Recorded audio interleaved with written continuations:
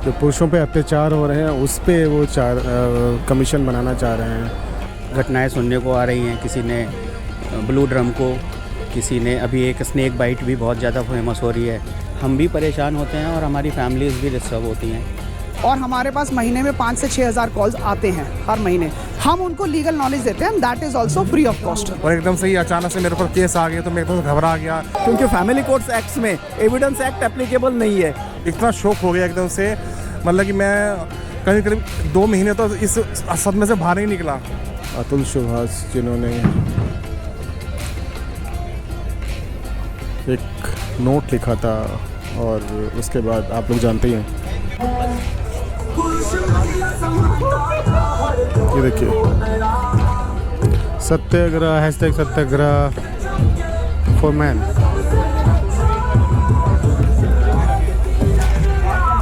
दोस्तों मैं हूँ जंतर मंतर पे और मैं आया हूँ एक ऐसे प्रोटेस्ट को शूट करने के लिए जो पुरुषों के लिए आयोग बनाने की सिफारिश करती है। जैसे वुमेन कमीशन है वैसे ही मैन कमीशन चाहते हैं पुरुषों के लिए। जो पुरुषों पे अत्याचार हो रहे हैं उस पे वो कमीशन बनाना चाह रहे हैं ताकि उनकी भी सेफ्टी हो सके। हम लोग बहुत सारे लोगों से बात करेंगे, बहुत सारे लोग जो भी बात करना चाहें उनसे बात करेंगे। और अभी तो तैयारी चल रही है यहाँ पे। मैं कुछ ग्लिम्स दिखाऊंगा कि कुछ लोगों से भी बात करेंगे, उनकी आप बीती। और ये जो इनकी मांगे हैं, राष्ट्रीय पुरुष आयोग का गठन, कानूनों का दुरुपयोग को रोकने के सख्त प्रावधान, बढ़ती पुरुष आत्महत्याओं को रोकने के लिए कदम, जेंडर न्यूट्रल कानून लागू हों, शौर्यड पेरेंटिंग कानून लागू हो, इसके बारे में सुनते थे हम लोग। आज मैं देख भी रहा हूँ यहाँ पे। देखिए तैयारियाँ हो रही हैं। आज ये जंतर मंतर पे काफ़ी बड़ा प्रोटेस्ट है। मैं अश्विनी, मैं कानपुर से हूँ और यहाँ पर एक छोटा सा प्रोटेस्ट है। काफ़ी बड़ा है ये। हमारी तरफ से एक अच्छा सा हम लोगों ने अरेंज किया हुआ है जिसमें हमारी एक आवाज़ का सुर जो है वो पहुँचे सरकार तक, जो हमारी भी समस्याओं को सुने, पुरुषों के ऊपर होने वाले जो परेशानियां हैं उनको सुने, उनको भी ध्यान दे और उनके बिहाफ पे हमें भी थोड़ा सा प्रोटेक्शन प्रोवाइड करे।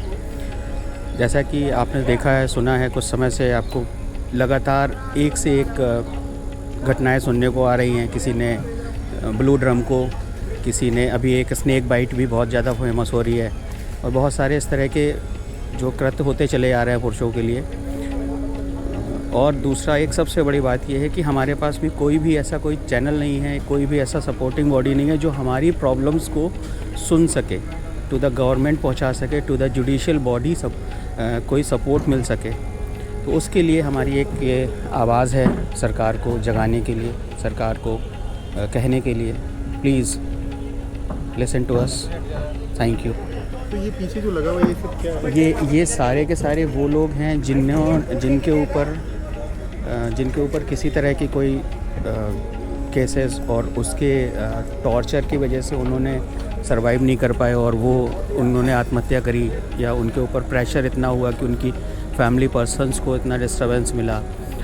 Family persons in the sense कि चाहे वो पेरेंट्स हों, क्योंकि जो जुडिशियल सिस्टम है उसका इतना प्रॉपर सपोर्ट नहीं है मेंस को, उसकी वजह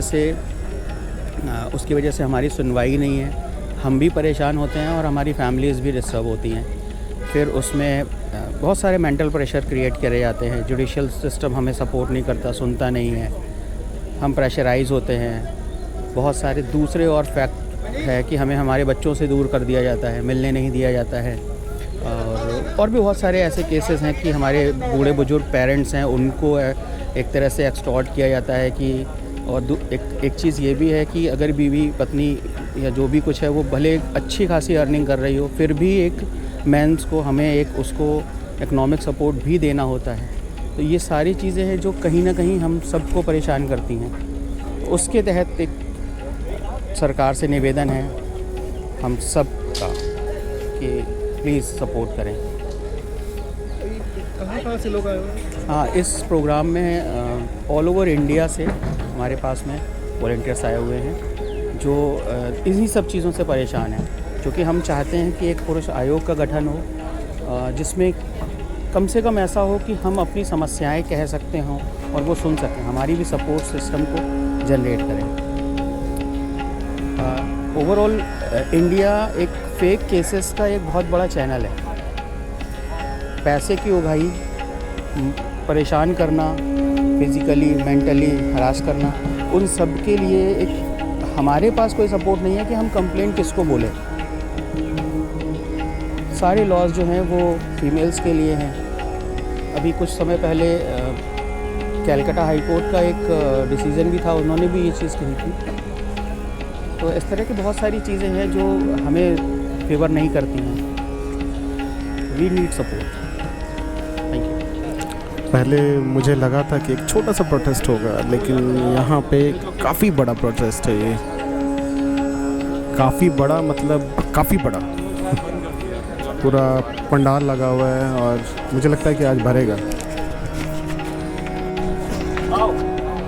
देखिए अलग अलग जगह से टीमें आई हुई हैं। पठानकोट से कानपुर की टीम है। इन्होंने पीछे पोस्टर लगाए हुए हैं। मैं आइडेंटिफाई नहीं कर रहा हूँ, सिर्फ एक ही अतुल सुभाष को ही जान पा रहा हूँ। देखिए ये सारे कोऑर्डिनेटर हैं यहाँ पे। करेंगे तो बिना जांच गिरफ्तारी हो जाएगी और ऐसे दर्ज होंगे। जब ये पता होगा कि एडल्ट्री अब क्राइम नहीं है तो ऐसे मामलों में बढ़ोतरी होगी।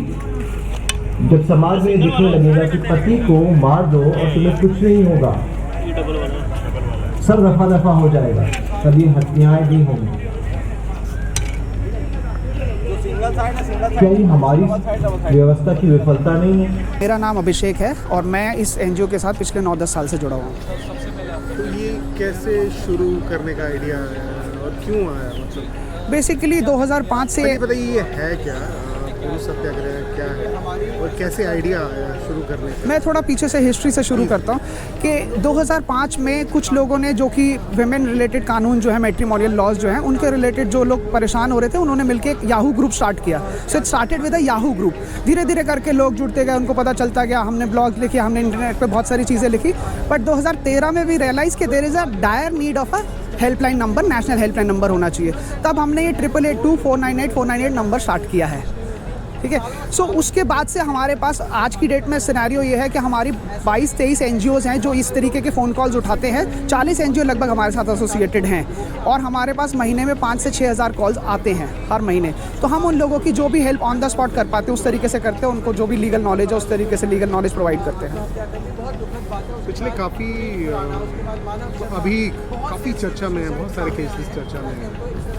तो उन केसेस ने आपको पुश किया कि हमको एक कमीशन की ज़रूरत है या फिर पहले से ही डिमांड? देखिए हमारी ये डिमांड नेशनल बेंच कमीशन की तो बहुत सालों से चल रही है। ये तीसरा धरना है, हम इसको बोल सकते हैं। तीसरा एक साइलेंट प्रोटेस्ट, तीसरा third in a row.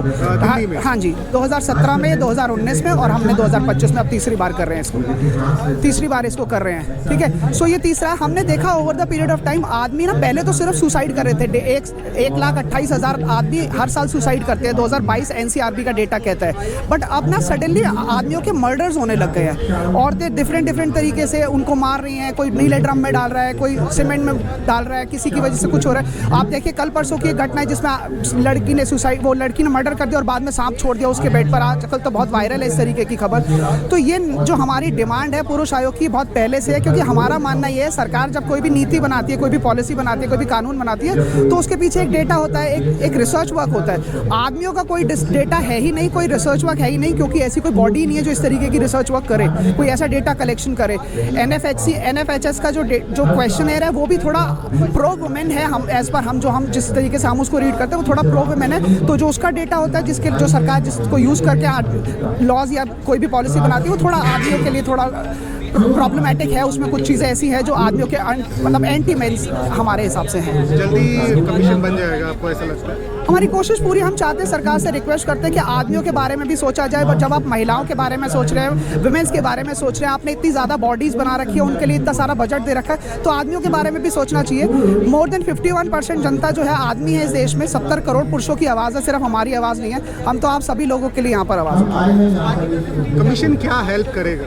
Basically जैसे मैंने बोला कि एक बॉडी, लोगों के दिमाग में आइडिया होगा। मैं बताता हूँ, देखिए बेसिकली जैसे एक महिला आयोग क्या करता है, महिला आयोग शुरू से लेके एंड तक की सारी चीज़ों को डील करता है। महिलाओं के जो भी इश्यूज़ है, कोई भी उनको लॉ रिलेटेड कोई प्रॉब्लम है, किसी भी तरीके की हेल्प चाहिए, सपोर्ट चाहिए, या फिर उनकी जो रिसर्चेज होती है उस तरीके की रिसर्च चाहिए, कोई सर्वेज होने हैं तो ये सब चीज़ें एक कमीशन का काम होता है। कमीशन देखता है जब भी कोई नया कानून बन रहा है तो कमीशन से सजेशंस, रिकमेंडेशंस लिए जाते हैं। तो हम चाहते हैं उसमें कुछ रिकमेंडेशन आदमियों की तरफ से भी होने चाहिए, कुछ ऐसा कुछ करे कमीशन जो कि चीज़ें थोड़ी स्ट्रीमलाइन हो आदमियों के लेकर के भी। ऐसा नहीं है कि सिर्फ एक तरफा आपने ज़्यादातर कानून जो है एक तरफा बना रखे, तो हमारा सिर्फ वही पॉइंट ऑफ व्यू है। तो आप किस तरह की हेल्प देते हैं? अभी जो एनजीओ के पास जो कॉल आती है, किस तरह की हेल्प? सर देखिए, हमारा मानना है कि लोगों के ऊपर जब केसेस होते हैं तो उनको लीगल नॉलेज थोड़ी कम होती है। हम उनको लीगल नॉलेज देते हैं, that is also free of cost. हम कोई भी पैसा, जितने भी एनजीओज मैंने बताए 8882498498 के साथ जितने भी एनजीओज एसोसिएटेड है, कोई भी हम एक भी पैसा किसी से चार्ज नहीं करते। These services are totally free of cost. मान लीजिए किसी को जुड़ना हो या फिर किसी को हेल्प लेनी हो तो कैसे? देखिए, हमारी वॉलंटियर मीटिंग्स होती है। हमारी एक वेबसाइट है saveindianfamily.in, आप उसमें जाइए। हमारी सारी मीटिंग्स डिटेल जितनी भी लोकेशंस पे होती है with phone numbers at exact locations के साथ अवेलेबल है। तो जो भी हमारे से जुड़ना चाहते हैं इस वेबसाइट पे जा सकते हैं, नहीं तो 8882498498 सबसे अच्छा साधन है जिससे हमसे जुड़ा जा सकता है। पर्सनली आप लोगों से बात करनी हो, सलाह देनी हो, 8882498498 डायल करेंगे। उसके बाद एक्सटेंशंस हैं, दिल्ली का अलग है, राजस्थान का अलग है, बैंगलोर में है तो उसका अलग है, मुंबई का अलग है। ऑलमोस्ट हर जगह ये सुविधा है। हाँ जी, यस, ऑल ओवर इंडिया। हम ये नेशनल हेल्पलाइन नंबर है जो 2013 से चल रहा है और 5 से 6 हज़ार कॉल्स हम हर महीने रिसीव कर रहे हैं। बहुत बहुत शुक्रिया। Thank you sir. मेरा नाम अरुण है और मैं दिल्ली से बिलोंग करता हूँ। और मेरे केसेस जो भी चल रहे हैं यूपी के अंदर चल रहे हैं, मुजफ्फरनगर के अंदर। और मेरी जो शादी हुई है लिसोड़ा गांव है खतौली में, वहाँ शादी हुई है। अभी फ़िलहाल मेरी जो केसेस चल रहे हैं अपील में चल रहे हैं इलाहाबाद हाई कोर्ट के अंदर। और अभी मेरे केसेस चल रहे हैं 2016 से चल रहे हैं मेरे ऊपर। और सारा ही पैकेज मेरे ऊपर डाला हुआ है। 498 360 डाला हुआ है, प्राइवेट कंप्लेंट केस फाइल किया हुआ है, 125 केस डाला हुआ है, DVI केस डाला हुआ है मेरे ऊपर। और इनफैक्ट डाइवोर्स का केस भी मेरे ऊपर डाला हुआ है उन्होंने। और जिसके खिलाफ मैंने अपील भी फाइल की हुई है इलाहाबाद हाई कोर्ट के अंदर। तो हम बेसिकली यहाँ पे इसलिए आए हैं कि जो पुरुषों की जो मांग, पुरुष आयोग की जो मांग है हमारी। आप इस संस्था से जुड़े हुए हैं? हाँ, जब मैं संस्था से जुड़ा हूँ और मुझे काफ़ी हेल्प मिली है यहाँ पे। किस तरह की हेल्प? मुझे हेल्प मिली है कि जैसे कि मेरे अंदर भी ऐसे मैं हेल्पलेस हो गया था, मेरे को कहीं से हेल्प नहीं मिल पा रही थी कि मुझे केसेस कैसे फाइट करना है। मेरे पास एकदम से केसेस कैसे आ गए मेरे ऊपर। मैं तो नौकरी करने वाला था, मैं एक्चुअली इंश्योरेंस सेक्टर में इंश्योरेंस में नौकरी कर रहा था प्राइवेट सेक्टर के अंदर। और एकदम से ही अचानक से मेरे ऊपर केस आ गए तो मैं एकदम से घबरा गया, ये मेरे ऊपर केसेस कैसे आ गए। खासकर जो है मेरे ऊपर इसमें एक अटेम्प्ट टू मर्डर का एक सेक्शन केस मेरे ऊपर फाइल किया गया, जहाँ जो कि मैं जो मुजफ्फरनगर में दिखाया गया। और जबकि मैं उस दिन वहाँ नौकरी कर रहा था, दिल्ली के अंदर अपने ऑफिस के अंदर नौकरी कर रहा था। मेरे ऊपर ऐसा डाल, मैं एकदम हताश हो गया कि मेरे ऊपर झूठा मेरे ऊपर डाल दिया कि ऐसा कैसे पॉसिबल हो गया। मैं तो यहाँ दिल्ली में नौकरी कर रहा हूँ, वो फलान तारीख, और उन्होंने वहाँ पे मुजफ्फरनगर में यूपी के अंदर केस डाल दिया, जो कि यहाँ से करीब 250 किलोमीटर है यहाँ से।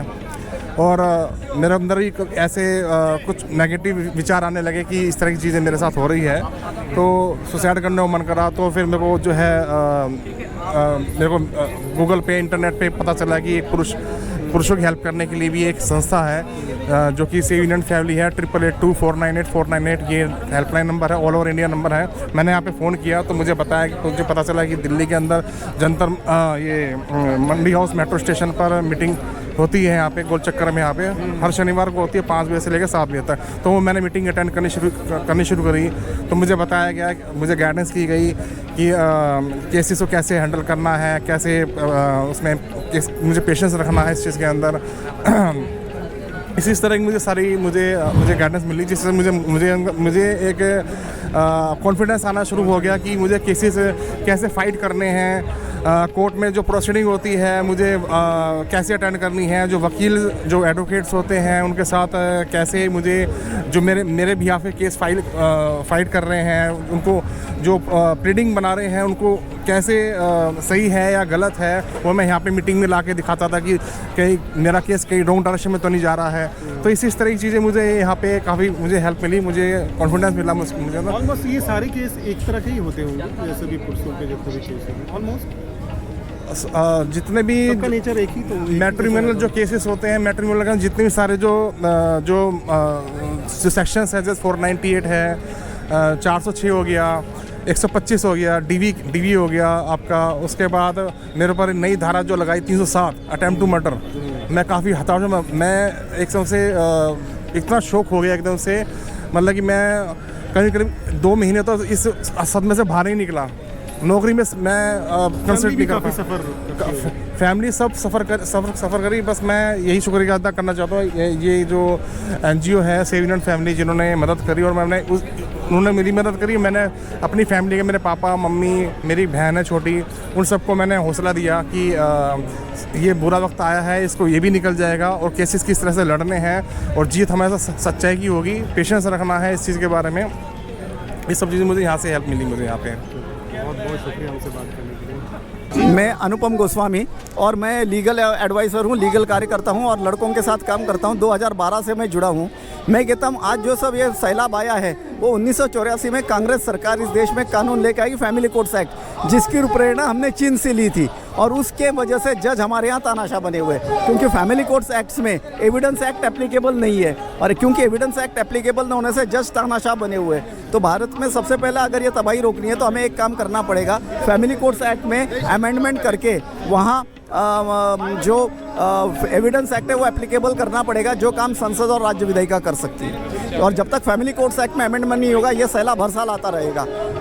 फैमिली कोर्ट्स एक्ट में एविडेंस एक्ट अप्लाई होना चाहिए, क्योंकि जिसकी वजह से जज तानाशाह बना हुआ है।